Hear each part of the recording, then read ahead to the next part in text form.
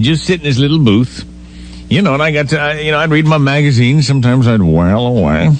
And, when a boat tooted its horn, you'd open the bridge. It was easy. You push a button, it says bridge open. Automatically, the little guardrails come down.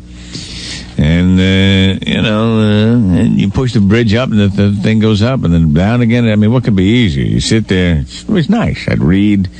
And it wasn't a very crowded river, so a lot of times it'd be long lulls between boats. I'd get out, sunbathe, and mosquito.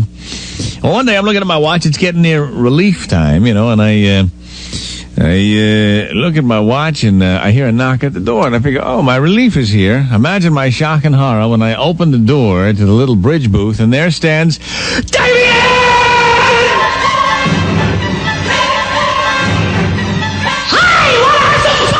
Hi, no, wait, Damien, when you're a bridge tender, there's tremendous responsibility here, and you can't be screwing around with a bridge. I think I'll open it up! No, you can't open the bridge now. Damien. Sure enough, as I watched, the bridge started going up, but the guardrails didn't come down. Some poor, hapless station wagon loaded with drivers and kids right into the water. It was unbelievable.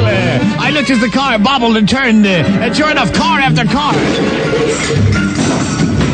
into the water. It was terrible. I was powerless to stop it. People were drawn into the open bridge. Damien, no! Damien! And then, just when I thought it was going to be a wandering graveyard, a sailboat started coming, and then he lowered the bridge.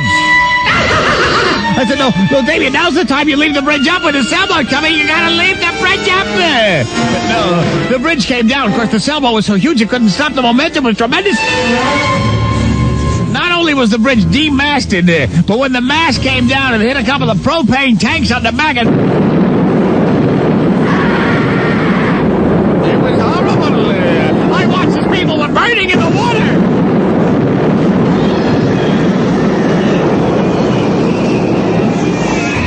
The bridge was closed solid, and sailboats started stacking up.